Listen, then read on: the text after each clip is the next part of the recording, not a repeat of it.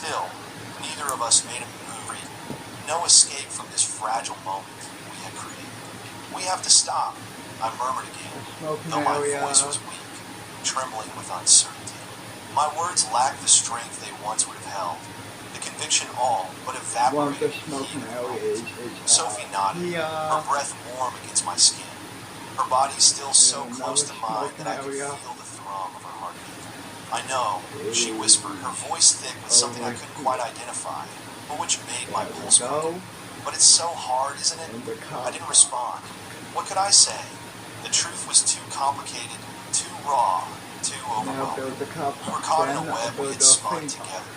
A web that seemed to tighten with every word, with every touch. No matter how much we told ourselves that we needed to stop, the pull between us was too strong, too undeniable. It had already begun, and no matter how many times we tried to deny it, we kept coming back to each other. Then, in the quiet space between us, it happened again. Sophie leaned into me once more, her face inches from mine, her lips so close I could feel the warmth of her breath on my skin. We couldn't resist. Not anymore. It was like a spark igniting a flame, and as quickly as it had started, we were consumed by it. I think I was caught in the thrill, in the reckless excitement of it all. It's so... No, I haven't actually finished this area yet. I'm taking a break from this area. I just want to build something new. When I build this theme park and when I build the other theme park and the resort, I will go back to that area and finish this stuff off. But until then, no, I just want to build something new. Like this. Okay, 3, 2, 1, action. She didn't seem to care about the consequences. Afterward, she smiled at me, a quiet, knowing smile that spoke volumes. It wasn't a smile of regret or guilt. It was a smile of satisfaction, of something deeper than mere physical desire. And in that moment, I hated myself for feeling the same way. I hated that I couldn't stop thinking about how much I had wanted it, and how much I still wanted it. The next few days passed in a blur. We tried to act as though nothing had changed, as though everything between us was normal. But it was impossible to ignore the tension. Every time I saw Sophie, I felt that rush of heat, the same dangerous pull that had led us down this path in the first place. It was like we were circling each other, both of us waiting for the moment when we would finally give it. And I knew it was only a matter of time. One evening, Mark was out late again for work, and I found myself in the kitchen, trying to distract myself by making dinner. The silence in the house felt oppressive, like a weight I couldn't shake. Every sound seemed amplified, reminding me of the weight of what we were doing, the enormity of what was at stake.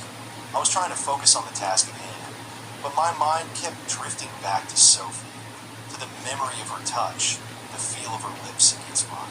I couldn't block it out, no matter how hard I tried. I didn't hear her approach at first, but when I turned around, there she was standing in the doorway, leaning against the frame, watching me with that same unreadable expression. The way her eyes locked onto mine made my pulse spike. She was so close, yet still so far away. Need any help? She asked, her voice casual, though I could hear the undercurrent of something else beneath the surface. It made my pulse quicken, like a warning bell I couldn't ignore. No, I'm good, I said, though my hands were shaking, betraying the calmness I tried to project. Sophie walked over to me, her presence overwhelming. She was too close, her proximity making it impossible to think clearly, impossible to stay composed. Are you sure? She pressed, her voice soft, but there was an unmistakable heat in it. I swallowed hard, trying to steady myself, trying to find the strength to push back. Sophie, we can't, I started, my voice faltering, but she interrupted me, her words a quiet, inevitable truth. No. We don't have to do anything, she said, her eyes never leaving mine. But I think we both know where this is going. Her words hung between us like a weight, an undeniable truth that neither of us could deny. I wanted to argue, wanted to tell her that she was wrong, that this wasn't right. but I couldn't. A mole, Deep down, a shopping I knew she was center. right. We were already here, caught in this thing we couldn't undo. We stood there in silence for a moment, the space between us shrinking with every passing second. And then, without a single word, Sophie kissed me again. It was quick, almost fleeting, but it was enough to ignite everything we had been trying so hard to hold back. My heart pounded in my chest, and I knew this was only the beginning. We had crossed the line, and now there was no going back. The weeks that followed were a blur of stolen moments and furtive glances. It's gonna be It felt like high we were school living in and a two middle different school. worlds. One where everything seemed normal, and another where Sophie and I were constantly on the verge of something we couldn't control. Our secret loomed over us, heavy and oppressive. Every time Mark left for work or stayed out late, the tension between us grew thicker. I'd find myself in the same room as Sophie, and without a word spoken, we both knew what would happen next. It was terrifying how easily we had slipped into this. Every touch, every look felt like we were crossing some invisible boundary, and yet neither of us pulled back. We were drawn together like magnets, the pull between us undeniable, a force neither of us could fight. We didn't have to say it, but we both knew this couldn't last. But for now, neither of us was willing to stop. One Saturday afternoon, I woke up with the unmistakable sense that something was about to happen. The air in the house felt thick with anticipation. Mark was at a company event, and I knew he wouldn't be back until late. I couldn't shake the feeling that we were standing on the edge of something we wouldn't be able to come back from. Sophie was in the kitchen when I walked in. She was washing dishes, her back turned to me, but she must have known I was there because she didn't flinch when I entered. I stood by the door for a moment, watching her, unsure of what to do or say. This had become our routine now, this strange, unspoken dance we were caught in, the same steps we both knew all too well.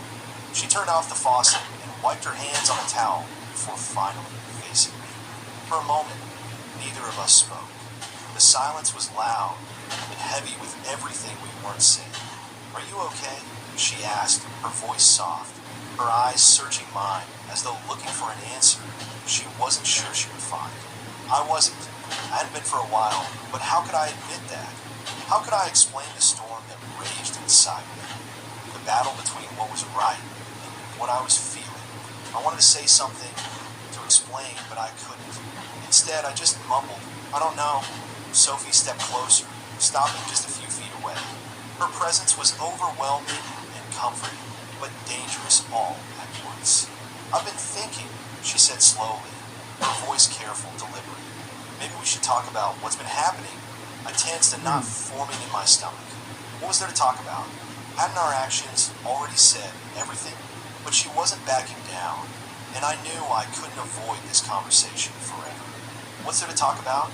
I asked, trying to keep my voice steady, though I could feel my heart racing. "If you're still